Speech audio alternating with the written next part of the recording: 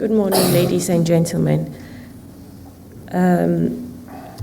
My topic I'm supposed to present today is attracting and retaining talent in the oil and gas industry in Ghana.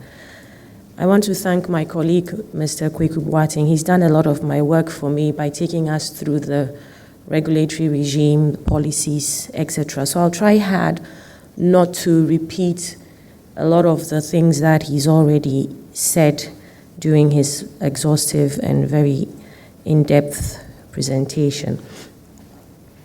The outline of my presentation, the outline of my presentation was going to be about the policy and the legislative environment, how IOCs can attract talent, engagement of our local workforce, bridging the skills gap, and more difficult one, attracting women in the industry, and then the way forward.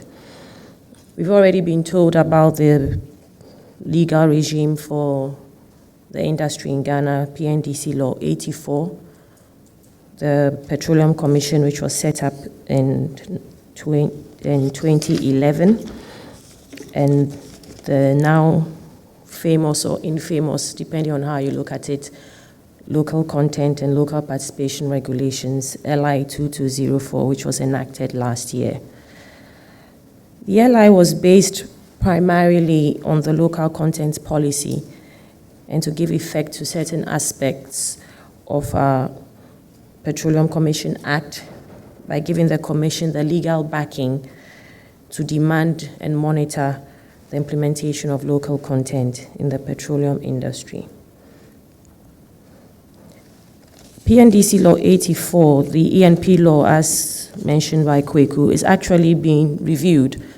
It's been approved by our cabinet, and it's currently before Parliament, and we hope that by the end of the year, we would have a new law on exploration and production in Ghana. Another law that we have is the Petroleum Revenue Management Act, Act 815, and for someone like me who comes from a legal background, one of the key things that is interesting for me in that law is that the Ghanaian government cannot waive its sovereign immunity over our petroleum assets. That for us is quite key and interesting. The key policy objectives that we try and we look at when we are talking about local content is the use of local expertise, goods and services, and job creation.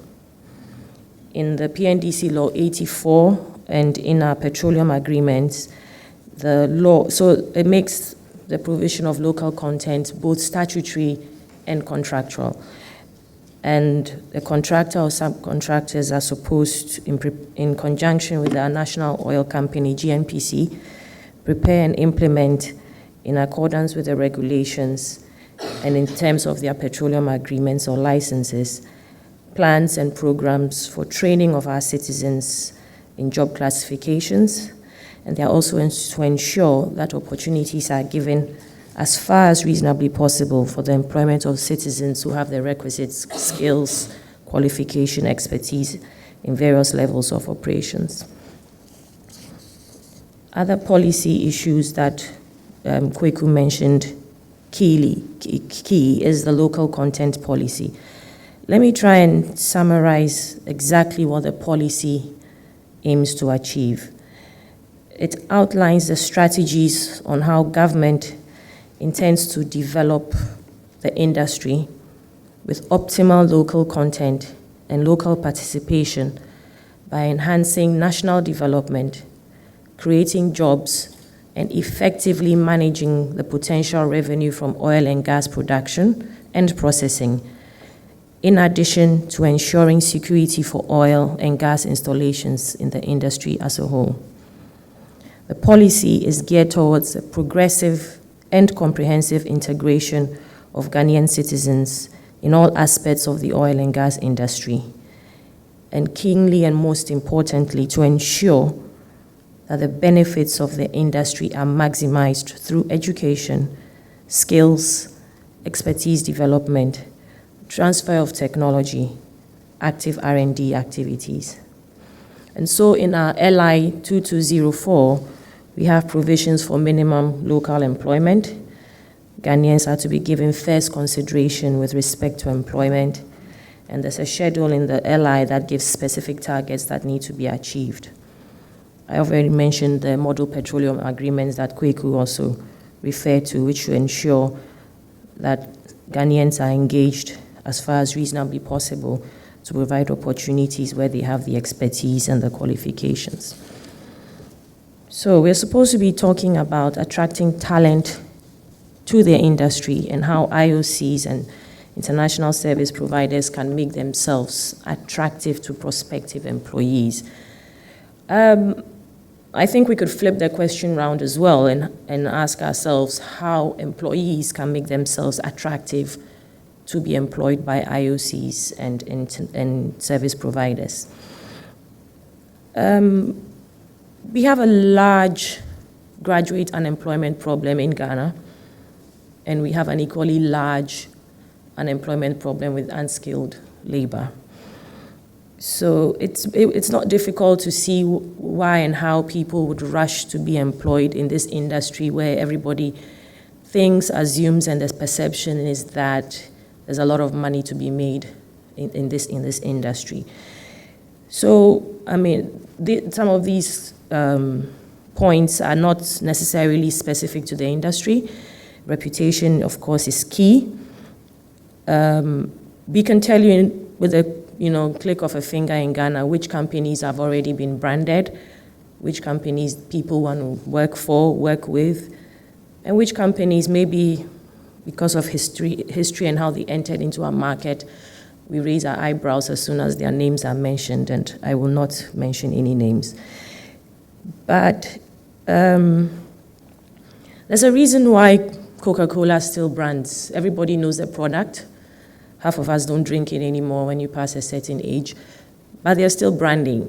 And so it's important for IOCs and international service companies to try and ensure that they have a good reputation so that they can sell themselves, although you're in an industry where it's not an even playing field and we have lots of people queuing up to work in this industry. The Ghanaian employee is not so naive anymore, and industrial relations, labor agitations, etc., are things that can cause a lot of loss to your companies. I mean, we all know what it means, and when you lose one day of production. I think Kweku will tell you that we currently have issues with our community relations. We have a vessel which has not been able to work for over 3 weeks. They want to do seismic. And the fishermen in the community are not allowing them. These are some of the issues that when you're talking about companies, when you're talking about your CSR, when you're talking about your community relations and your local content, these are the kind of things that you need to look out for. Job satisfaction is one of the things that we should look at. And it's all well and good nowadays to, provide health care, provide insurance, etc. But you also have to go into the psyche and the mentality of the people. You don't want issues to become mental health issues, etc., which is now quite topical before you take action and before you take a step. So it is important that you have a good support system for employees, etc. I think, issues of equal opportunity, good corporate image and branding, etc., like I said before, are not peculiar just to this industry. We are looking for things like meaningful work, suitable, challenging work, clear outputs, KPIs, etc. in the workplace. Another issue that we should look out for is the organizational culture and the environment. And, recognizing hard work, recognizing quality management, etc. Communication, it's not trite to say that communication is important and cannot be overemphasized. I've jumped competitive wages and benefits because that for me is key and it's important. It's all well and good if we look at our local content templates or we look at the regulations that say And I think my next slide will tell you the number of people who've been employed in the industry, etc. But it's all well and good to have X number of Ghanaians employed as management and things like that. But we have to guard against the distortions in remuneration in the industry. We keep hearing, and we know the serious distortions even in management. And like I said before, the Ghanaian employee is not that naive. By the time, the accounting department, etc., churn out salaries and wages, it trickles down the grapevine in a company within 1 minute. One of the key issues that we keep seeing is the total disparity between remuneration for expatriates against local employees, even in the top income bracket. I'm not going to put all the blame on the IOCs and the service providers. Recently, I don't know if you all heard that we had a rather draconian revision of our Bank of Ghana directives that affected our currency. This is just to illustrate what I mean by the problem is not just on the employer side. So the Bank of Ghana, in trying to fix the fiscal challenges that we're having, decided to enforce the implementation of one of its directives, which has to do with pricing and indexing of goods and services between local companies in the Ghanaian cedi. So what it did for Ghanaian employees in the very high income bracket at IOCs and international service providers was their nice dollar index salaries got transferred into cedis in a day. And within 2-3 months of when the cedi started depreciating rapidly, they lost a lot of money in their real income. Then they started sitting up and trying to do some advocacy because they realized then what some of the other Ghanaian employees were facing, those on the lower income bracket. So these are some of the challenges that I think we all need to look at. I mean, it is true that there are technical people in this sector who earn £50,000 a month, rotational workers, and you can have 2 rotational workers for one job. I mean, these are some of the issues that I think we should leave this room and think about. I'm not going to pretend that I have all the answers and all the solutions, but it's this sort of unfair practice, because at the end of the day, this cost, as Kweku was saying, is taken out of the cost of production, so but if we're practicing just a royalty and a tax regime, it doesn't benefit us. It doesn't benefit us. And these are the things that I want us to think through and grapple with and see what are the ways in which we can try and make competitive wages, benefits, remuneration much fairer across board. The industry must realize, though, that in attracting people to work with them, there are other sectors in the economy, be it financial, etc., that would also attract the same core of staff. So we should not assume that everybody just wants to work in the oil and gas industry. This slide gives you some figures on the current employment in the industry. Almost 7,000 people are employed upstream, excluding the Petroleum Commission and the National Oil Company. It tells you how many Ghanaians are employed. But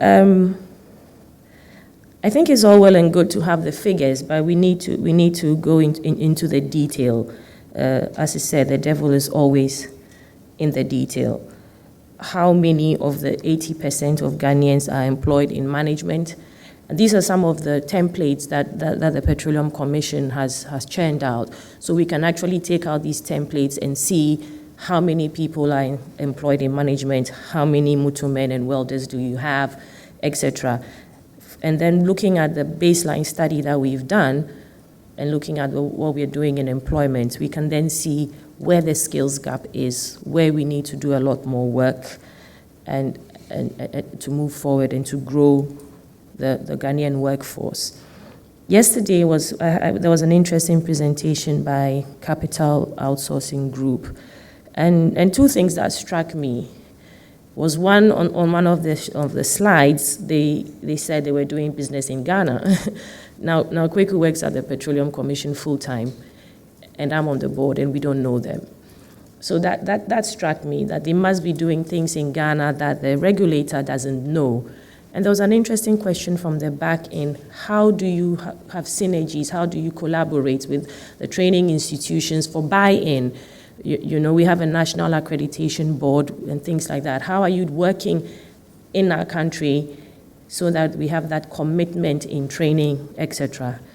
The second thing that struck me about the presentation, which was quite sad and difficult for me, was the fact that the business strategy of Capital Outsourcing is to train welders, motormen, artisans, craftsmen. Yes, that is good. Yes, that is needed in the industry. We all know that. And we know that a lot of companies are importing some of these persons. But that is not the success story we want for Ghana. We want to have a success story where in a few years' time we have a lot more geophysicists, a lot more engineers, a lot more people involved in the maritime industry, etc. So these are some of the questions, like I said, that we need to think through when we're looking at employment, especially local content in the industry. Ghana does have various skills, and it is good to know that the local content regulations restrict certain areas for Ghanaians. These include legal, insurance, and things like that. We have a lot of expertise in the financial sector, in taxation, in the environmental industry, in the hospitality industry. I mean, it is difficult for me when I find foreign companies doing logistics, real estate, catering, security services. You know, we are the commission are going to have to find a way where, probably under our Ghana Investment Promotion Center Act, we have been thinking about whether we should try and amend that act. We just got passed again last year, to restrict some of these businesses to just local companies. Because, and as Kweku was saying, then you have issues with transfer pricing. So then you try and defeat the purpose of having a joint venture. And it seems as if we are always a couple of steps. Everybody who's in this industry, especially from Africa, will tell you that we feel that we are always a couple of steps behind in trying to resolve some of these issues. So I recall meeting a lawyer from London, I will not say the name of the company, who happily gave me his card and said he was working for XYZ company, Ghana, and he was a lawyer. And I said to him, but are you qualified to practice law in the Republic of Ghana? And you're not. And yet you're happily giving me, a Ghanaian lawyer, a card saying that you are doing law in Ghana for this company. There are certain things that we need to enforce, and we at the Petroleum Commission intend to work closely with the Attorney General's department, and we have got their commitment to ensure that there are certain things that if we see getting done, we will prosecute. So going on to the next slide, we have some of the employment targets that you would find in the LI 2204. It is comforting to an extent to hear that most of the targets have been met. The cut-off dates for when to start working towards these targets are from the date of when the PA or the license is signed or issued. So most of these companies that we have in the industry have met the targets, but again, we have to go into the detail to find out exactly what it is that, management staff, for instance, are earning in terms of remuneration in comparison to an expatriate, etc. Some expatriates actually report to Ghanaian management, and yet the disparity in the income is quite troubling. My next slide is just a graph of what the employment figures, etc., in the industry looks like. We have employment figures of registered foreign companies, and then those of operators and service providers. This slide, flowing from the presentation from Kweku, is quite key for me, in the sense that we're talking about employment, but I don't want to just focus on employment of individuals. We have to look at supporting our local companies as well in the supply chain. As Kweku mentioned, there are quite two major fully owned Ghanaian companies who are doing very interesting business in fabrication, etc., working on our new Atta Mills FPSO. Another elephant in the room that we should look at, for instance, and I would like to address, is an issue of a company having, say, you tick the box, we've given 1,500 contracts to Ghanaian companies, and then we have 1,500 contracts, 1,200 of them have been given to Ghanaian companies. And yet when you go into the detail and when you audit these contracts, 1,200 contracts out of 1,500, it amounts to about 5% spend, if Kweku would support me, 5% spend of the company. We've already talked about issues of transfer pricing and things like that. And I mean, we do get scandalized sometimes when we hear some of the imports of IOCs, from water to croissants to, for us it's a bit challenging. So it takes me to some of the three pillars, what I call the three pillars in local content. We have the legislative framework now. Ghana is renowned for having almost every law that we need, but more importantly, we need to ensure that the implementation and the monitoring is taken up seriously, and that is a challenge for the Petroleum Commission. On one of Kweku's slides, because he had to rush through it, you would see that we've come out with our insurance protocols, and you share this with IOCs, and you get 100-page comment on why our protocols would not work. You have issues where, brokers, the law insists that the insurance should be booked in Ghana, and where our insurance commission certifies that the rest of the policy cannot be taken up, then you outsource. But then it's the flip side, where the policy is placed outside, and then the brokers are paid something minimal. And it's difficult to even get the commitment and the buy-in from some of these brokers, because for them, 5% of X amount is a large sum.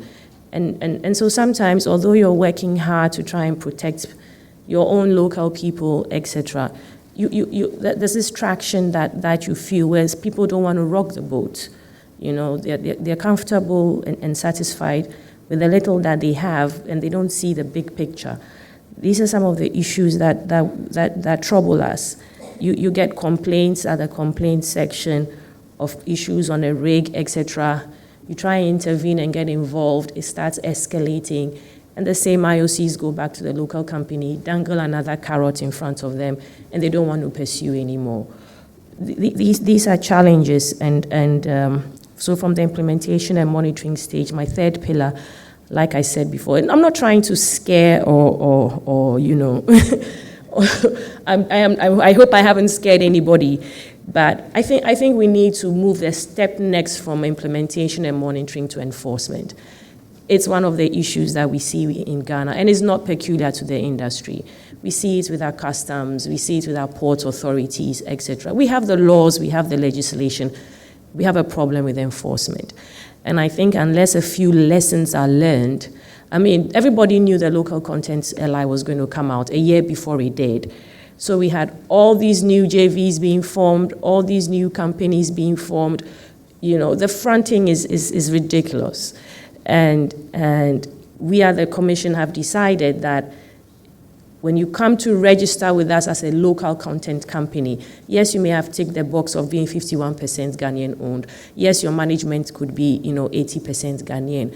But we want to go back 2-3 years. We want to see your annual returns. We want to see your cash flows. We want to see certain things, because if we have to do advocacy for you with the port authorities, if we want to do advocacy for you with the Ghana Revenue Authority and say that when you're bringing in goods into the country, for instance, maybe your duties should not be paid upfront. We want to know that we are not doing this advocacy for what Tam described yesterday as briefcase companies. So I think we need to take enforcement seriously, and hope that, when a few lessons are learned, everybody would know that we do not want our success story to remain the same as we have for our minerals sector in the country. I don't know if I've moved to my next slide, enforcement. Yeah. Okay, so as already reiterated, the recruitment of local workforce is a legal requirement. There are specific provisions in LI 2204, and the IOCs must seek competent Ghanaians, not just locally in country, but wherever they might be found in the world. It is interesting that, everybody talks about training, etc. But yesterday, the gentleman from Nigeria who's been in the industry for over 30 years, apologies, but I forget his name, was talking about the relationship between training and capacity building. And we do want to partner with IOCs and international service providers for placements and internships, so that we can also assimilate the best practice that is out there. There are other industries in Ghana where you can get your workforce from, like I mentioned earlier, the insurance industry, legal, civil engineering, structural engineering, etc. There are quite a lot of universities, polytechnics, vocational institutes, etc., who are doing a lot of good work. And like I was saying, we need people to work in conjunction with these institutions, with our National Accreditation Board, etc., to get the buy-in and the commitment from these institutions. So the skills gap. There is a problem, and there's no point beating about the bush when it comes to senior technical positions. And I think that one of the things that we need to look at is the SME development and growth.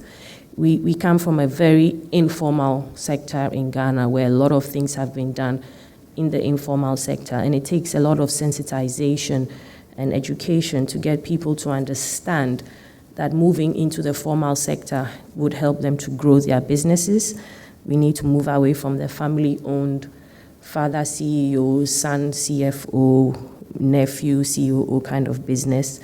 We need our SMEs to have more corporate governance, because it impacts on the access to finance, and it impacts on the cost of borrowing.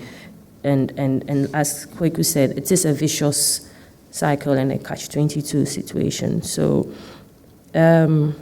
these are the issues that we need to address when we are talking about the skills gap in both individuals and in companies.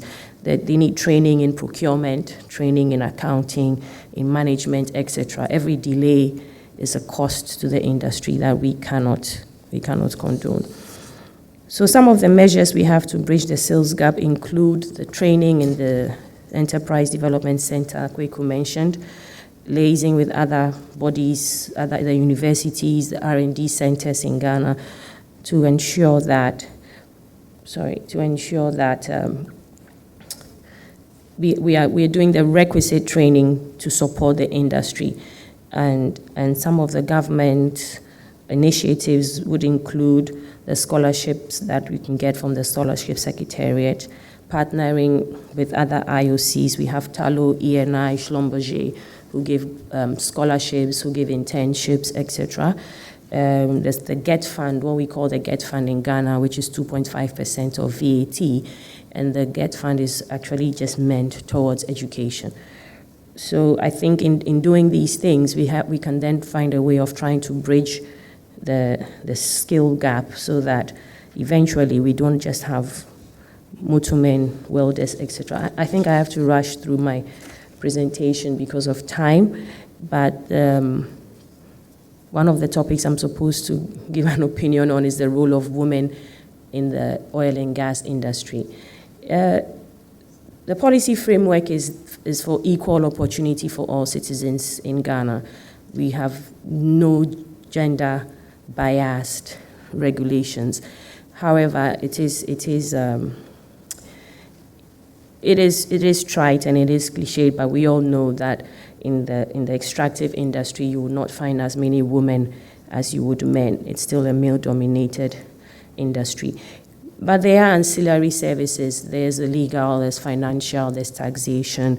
You can be a board member and contribute within your specific skill set, both in the public and the private sector. So I would like to encourage, because sometimes women really do bring a different perspective to what is going on. That is my opinion.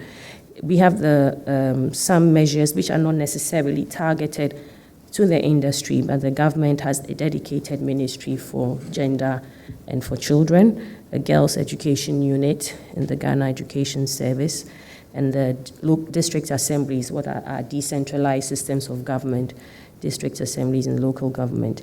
We have a gender desk as well, and there is a national gender and children's policy. I've already mentioned that we can attract women into other areas of the industry. It's not going to be easy for a woman to be on a drill somewhere, but there are women who are involved in other sectors and other areas, and the field must be level with equal opportunities, equal career prospects. I think also for us women who've managed, as difficult as it is, we need to be able to mentor and support much younger women. Sometimes some women make it seem like it's easy to have the career and to have a home life and to raise kids. It's not easy, and we should not pretend it is. But we should be able to mentor young women so that one day they would be also be in a position to fill in the gaps. So in a nutshell, there's no single factor that we can see should attract people into the industry. It's a combination of all things. We need to be able to constantly monitor and ensure the attainment of the local content targets and implementation of policies. Some of the measures that the Commission has adopted and intends to continue is sensitization of some of our key stakeholders, including the judiciary, National Insurance Commission, Parliament, the port authorities, the Registrar General's Department, etc. We need to be able to pick and win on some of our low-hanging fruits in which we already have expertise in stevedoring, insurance, security services, etc. A lot of work needs to be done continuously, and we need to have the commitment and the national focus to be able to sustain this work. At the end of the day, we are accountable to the people of Ghana. And like I said, we do not want our success story and our lessons learned from the mining industry and from the telecom industry to be repeated 30 years down the line in the oil and gas industry. So I want to thank you all for your time, and I'll be available for questions later. Thank you.